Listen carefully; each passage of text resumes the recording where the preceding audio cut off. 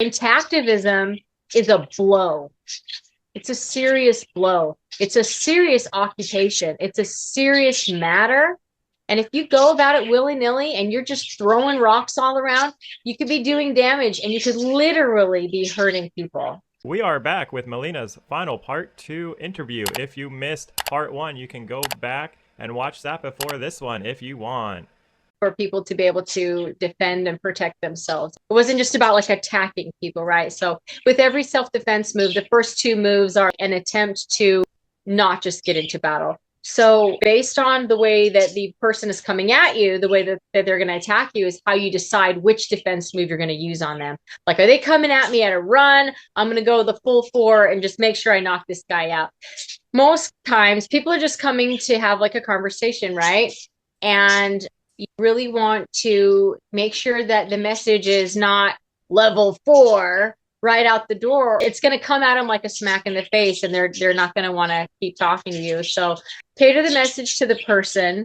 And unless your goal is to just knock them silly, then like don't drop kick them.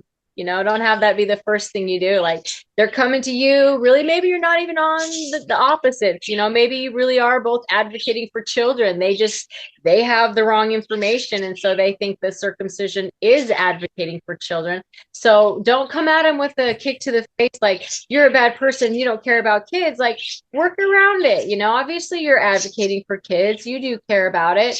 And just like, it matters what strength you come at it with. You know, some people are going to need more of a candy coat, some people not. And that's why I say, whenever you're out and about and you meet people, you can bring it up. You can just have like a random way of bringing it up. Just do it in a way that creates curiosity so that they want to keep listening. And you don't want to create defense in them, because defense means putting up armor. It means blocking. So if you've created defensiveness in them, you've literally just succeeded at them blocking your message. So, you And they're know, not listening to you. yeah. So, I mean, life's a chess game. You got to think a few steps ahead. What happens after that mom gets off Facebook after you tore her a new one? Like, what happens after that? Do you care?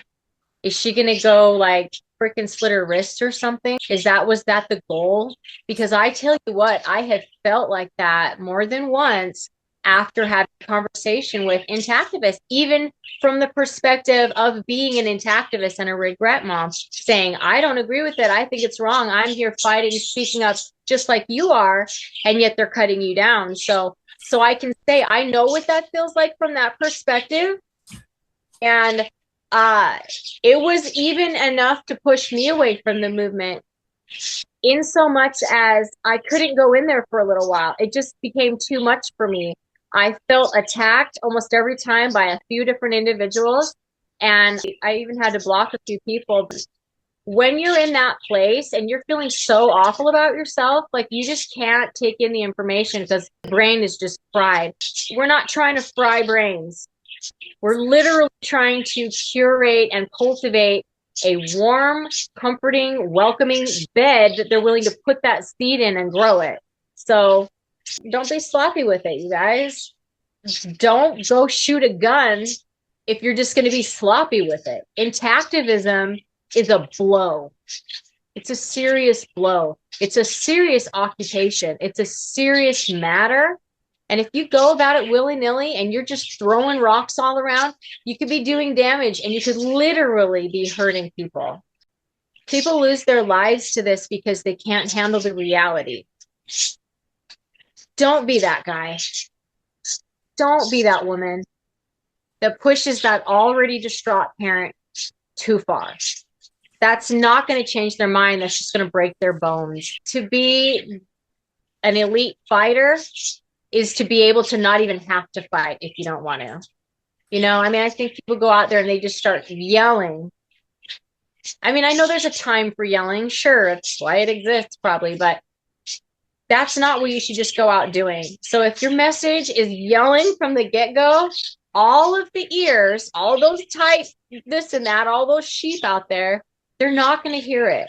And I say, let's look at what that demographic is. Those are a lot of regret moms. Those are a lot of maybe young guys who were circumcised as children who can't fathom the thought that their mother did that, especially when the message is, if your parents did this to you, they didn't love you. What 18-year-old kid is going to want to, that's the message I'm taking home for Christmas. You know, it's like, no, your parents did the best that they could. They didn't understand. They were trying to do what was best for you. This is going to hurt your mom so much. So let's have you be brave so that when your mom comes to this and she realizes that you're not that one that says, you know what, mom, and I hate you forever and I wish you would die. Like, there just needs to be less of that. Can we please? You know, like, I am lucky. My 15-year-old son, he loves me. We have our challenges, but we have a great relationship. And he is not angry with what happened. He accepts and understands that I made a mistake based on the amount of information I had at the time, right? And now he sees me advocating for it and putting everything I've learned since then into a cause that matters. And he sees me fighting for him by fighting for this cause. So I think it also just really matters the example that we're being to our kids now. I know that one of the questions was, how can regret parents cope and move forward? And I really think that you can do that by, I think we feel like we didn't give our child a voice. That's how we failed. That's the mistake we made. So we can now use our voice to help all those other babies that can represent your child without a voice, and we can help them have a voice.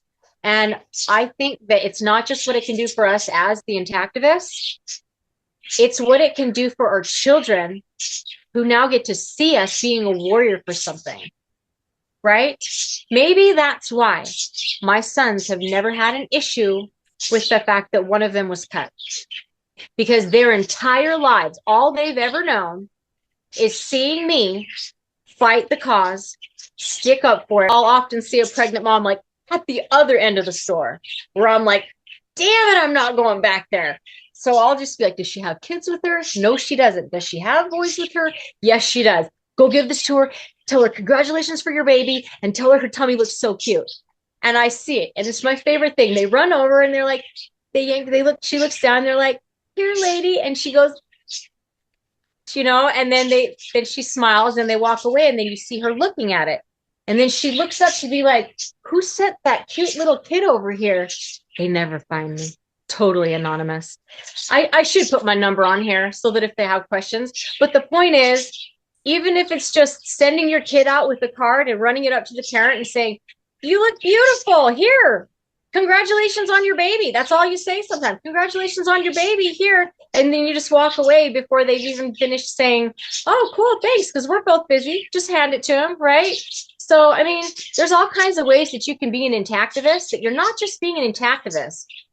You're teaching your kids that it's important enough to run across the store, to take a second out of your day, to make a connection to that person, and maybe that little bit of information you gave can actually save their baby. So technically, my kids are all Intactivists too. And maybe that's why I can confidently say that you can raise intact boys after being a regret mom, and it's not something you need to worry about. Are you saying that you're going to raise your kids to be bullies to intact children, and that's why you're concerned that if your kids are intact and one of them's not, that the intact ones are going to be singled out? Or you're saying you're going to teach the intact ones to shame the cut one, and that's why they're not going to get along? Like, come on.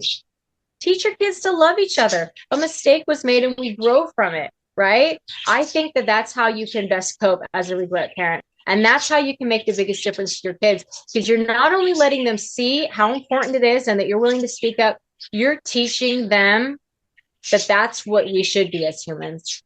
Every life is important. Every pregnancy is a baby that could get strapped down, right? Every single one of those moms is another lady that could be laying in bed at night, wondering how she could have screwed up so bad, now doubting all of her ability to be a mom.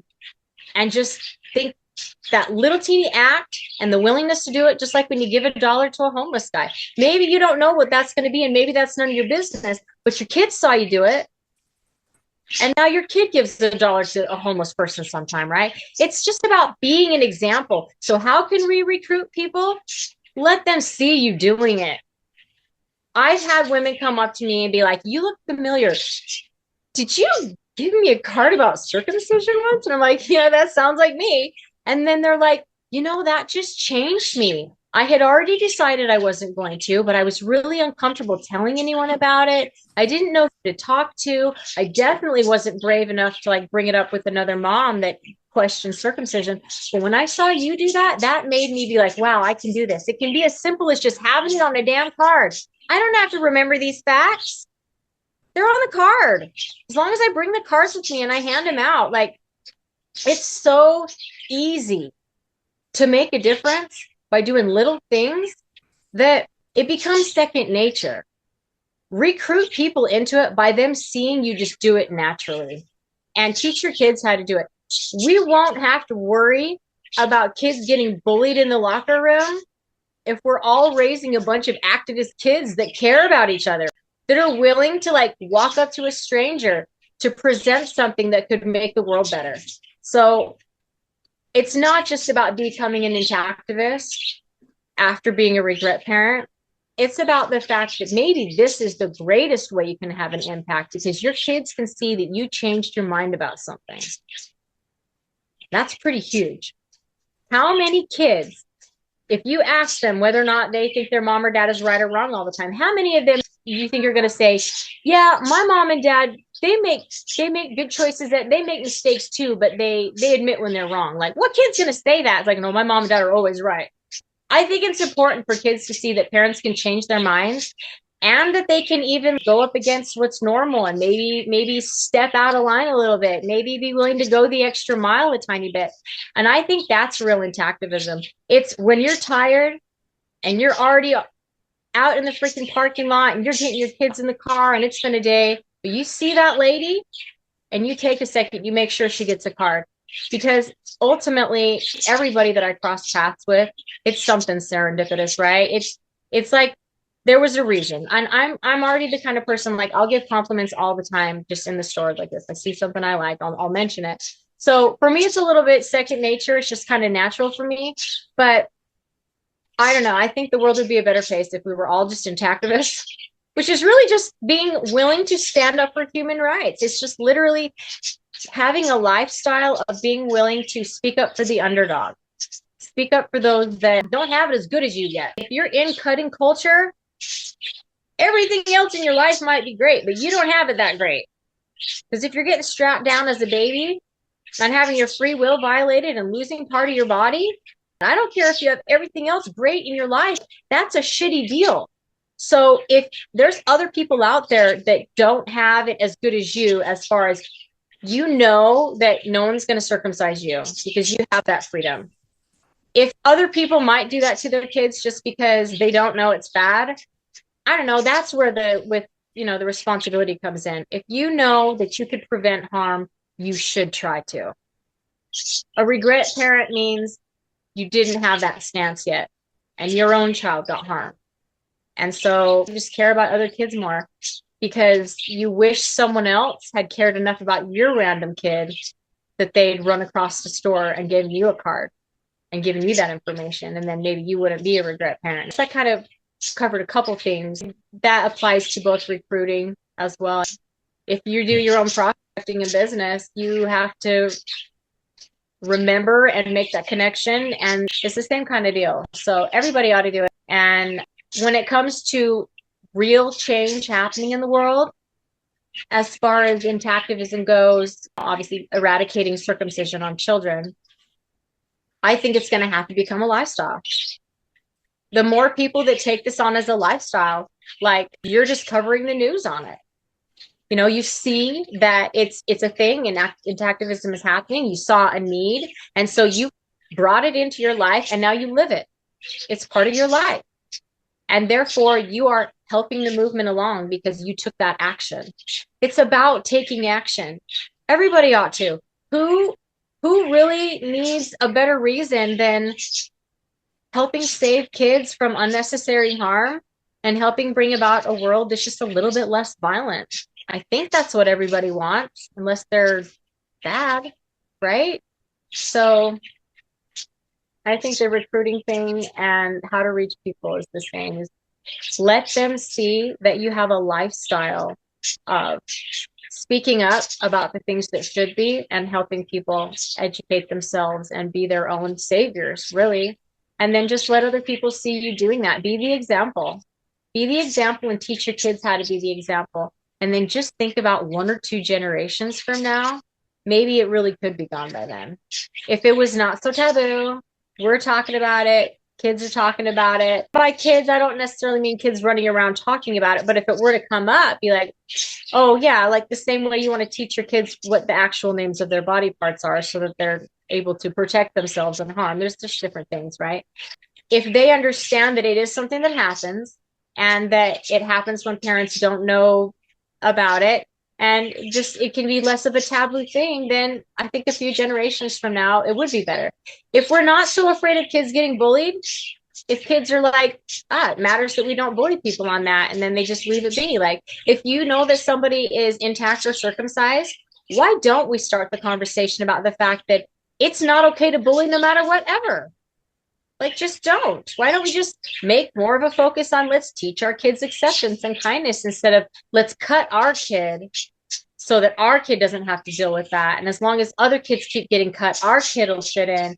It's just like, again, I think it's a shift in mindset.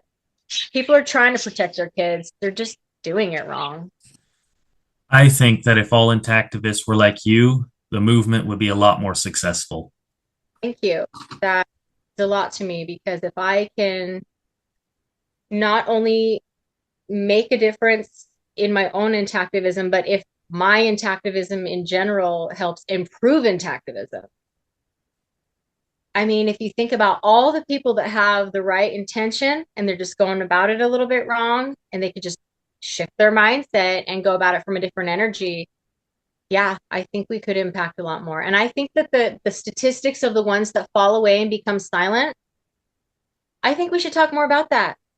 I don't think it's fair to say, oh, they couldn't handle my tirade of them on Facebook. So, well, forget them. She's just a whatever. I think that we should really care about the ones that are dropping off because it's our responsibility once they come to us to be good about it. I know that you have to be seen and you have to get your voice out to really make a little bit bigger of a difference, which is partly why I wrote my book. So thank you for letting me come on and have a little bit of a voice and a little bit more of an opportunity to share it so that hopefully I can have a good impact and hopefully I can improve the intactivist movement just a little bit. How would you improve the cohesion between the groups? So I've thought about this a little bit and it's kind of tough because what we're talking about is several different groups within one movement that all sort of just have their own niche perspective on it. And it's just kind of like music. You've got your heavy metals and then you got your softer symphony and all that, and everyone has their own preference. So, how do you get a bunch of different people that communicate differently to meet on the same page of choosing to communicate differently? And that's kind of hard. So, I think if there could be some sort of discord where it's just kind of an open mic specifically talking about how can we reach more families, how can we have a greater success rate, and then really just kind of be willing in closed doors, we're not in front of the public making an ass of ourselves fighting amongst each other. If we could start having discussions just amongst acts like different intactivist groups about, well, can you hear our perspective on, we think maybe it should be a little bit more gentle, and here's why, many of the things I discussed in this. And then you got people over here, they're like, well, no, we really think that you just have to like fight the person hard. It's the exact same thing as what we're doing out there. We're just doing it amongst ourselves. We're all fighting the same cause. We're just looking at it differently. So I think communication is going to be the only way to fix that. So I don't know if it would need to be just like a Facebook platform of some kind or something, but where everyone could speak and be willing to speak as long as they're respecting each other. And we just need to start talking about what is going wrong in intactivism and being willing to get more people to consider that the way that we dispense the information is detrimental to the way that is received. And within that group, what if we offer resources like I mentioned, several books that everyone should read? Love languages, your communication style, what is your archetype? If we were able to, all of us, just come at it from a little bit more educated perspective when it comes to communication, then wouldn't we all just be a little bit better out in the world with it? I mean, maybe some people have never even heard about this. Maybe people don't even know that there are different communication styles. I mean, I remember it blew my mind when I heard it. I'm like, wow, well, maybe that's why this one child of mine just never listens, but this one does. I was using the same communication style that worked for one and didn't work for the other. And if people don't know that, then they don't know that what we don't know really can do damage. So I think if we create some sort of community where people can come together for the sole purpose being identifying, communicating about, discussing, and replacing things in intactivism that are not working and replacing them with things that could work better.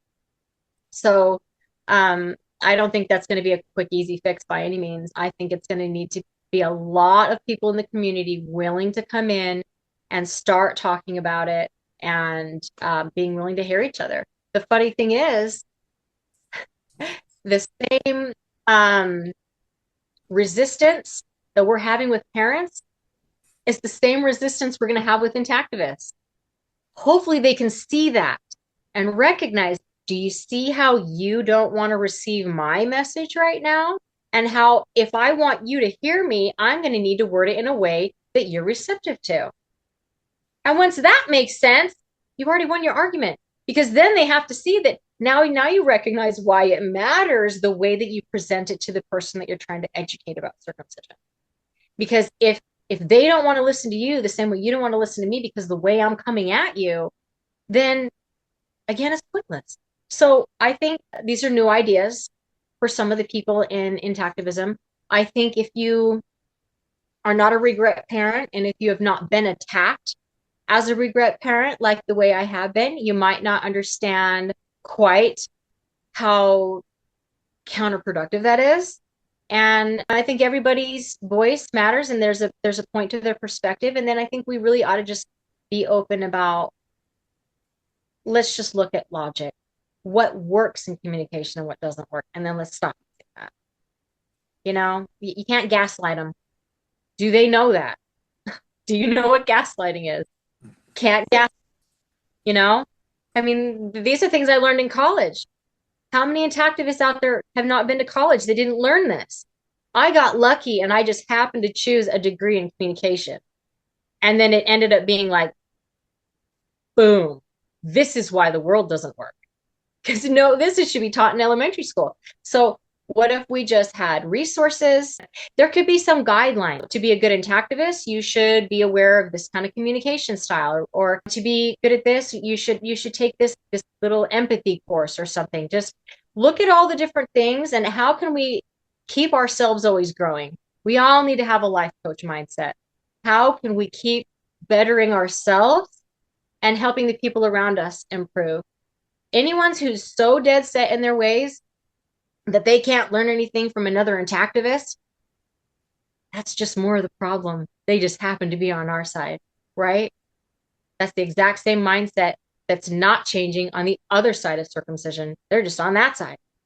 Everybody needs to learn how to open their minds and accept a different viewpoint, because until they do that, they can't stop judging the other person enough to really cater a message to them that they'll actually receive. I mean, that's just kind of communication 101. I wish we learned in elementary, but we don't, So.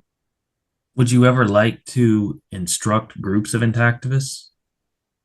Actually, I think I really, really would. I've thought about this a little bit too. When I considered, other than what I'm doing now, what else could I do to help improve intactivism? And I thought about, so what I mentioned just barely, I could see myself getting involved or being at least like board member or something to that communication group. We're talking about the fact that a lot of these methods we're using, we're losing people, and we're trying to improve our marketing, the whole thing. I could see myself doing that. I could also see myself both running a regret parents group, which is those harder nights where you're like, I need to talk to someone.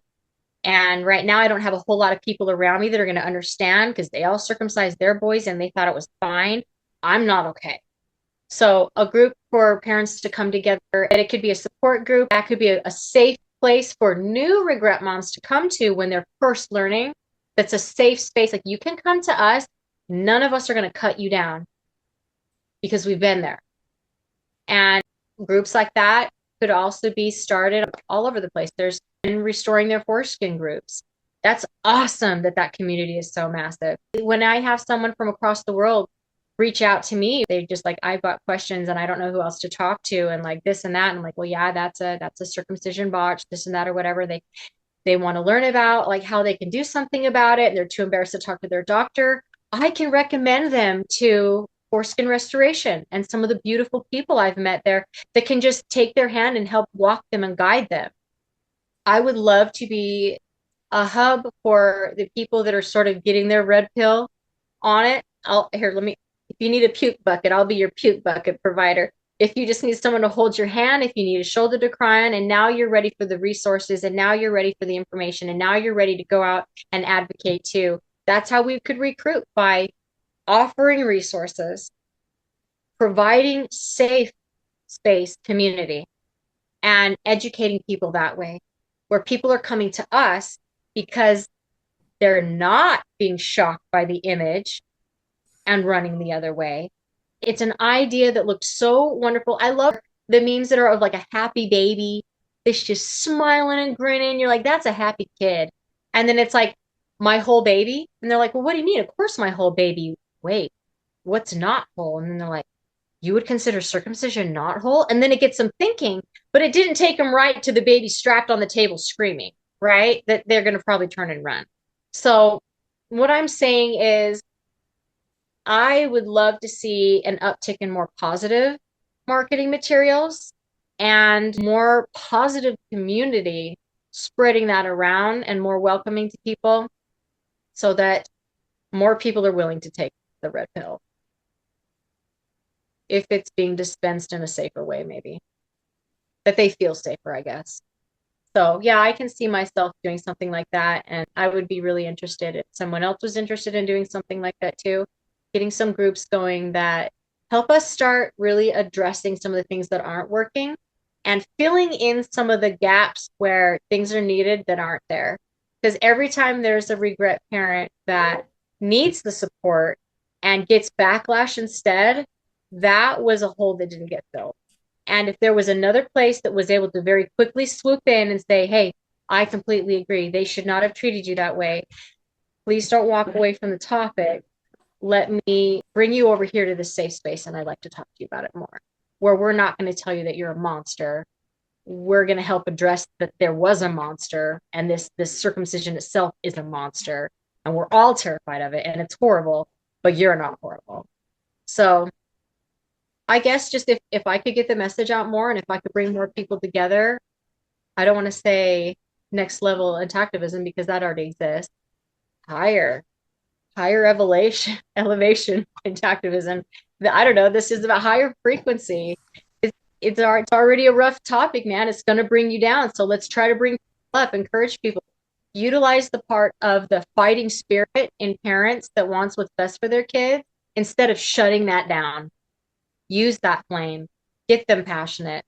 Don't make them passionately defensive instead, if that makes sense. So yeah, if I could do anything that could help shift the mindset in intactivism to a gentler way, I would definitely be interested in doing something like that. If you had your own intactivist group, how would it operate? And what would you name them?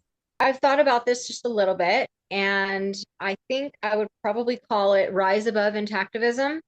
And it would just be about educating people within the intactivist movement about what things are and are not working as far as what messages are going through, what messages are sticking, what kind of content is going to be the most receptive, what kind of resources are really powerful. It'd be nice to have it be really just a collection of resources for intactivists to use in their own intactivism. And it would be a support group for everybody in the movement, whether it's young kids, even from other parts of the country and other parts of the world, reach out to me and tell me their stories of them and their siblings being forced to get circumcised at like adolescent type age and things like that. So it could be a place where people can just come and find the support that they need, no matter what it is. We're all in this and affected by it one way or another. So I would just like to offer a platform and a place for people to just basically find a safe space to communicate about it.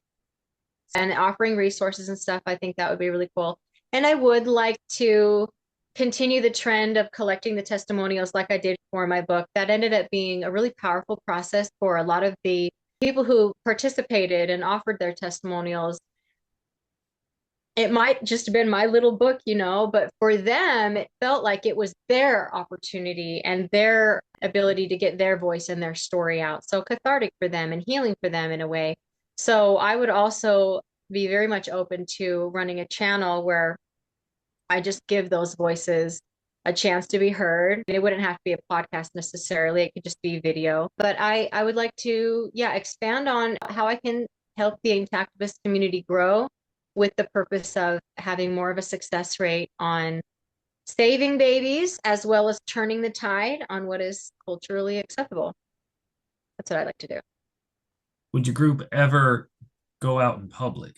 You mean like with a protest or a display or demonstration? I've thought about having a booth at some sort of fair or just a place where vendors can come and just having it be a regret parent thing that just gives that information. And the whole point is that we're offering a compassionate exposure to the information. We could give out little gift bags that did have a few of each of these cards with information on how to get more. I think that would be a lot of fun to do, actually. I can see some moms and regret moms really finding a lot of healing in that. So I would definitely be interested in doing that. That would be a very cool and meaningful thing to do, I think. Would you ever want to speak in front of the audience at an intactivist symposium? Yeah, I think that the message that I want to get out, it's really important for the intactivist community to hear. And I think that if we really want to take the movement and supercharge it and get the greatest amount of impact in the shortest amount of time, we really should shift in our approach. So I would be happy to do like kind of a TED Talk type, just bring up with them kind of what we talked about here, that there could be better ways to get the information out that would be received better by the audience. So I would definitely be interested in getting that message out, because the more people that can hear that, the faster that message will spread. And maybe new intactivists just being recruited into it can come into a little bit more gentle community, safer space community in a way. I know that there's plenty of people that are just gentle and wonderful, but it'd be nice if we could reduce a little bit on the ones that are maybe having a negative impact. So I would definitely be interested in getting that message out to more people.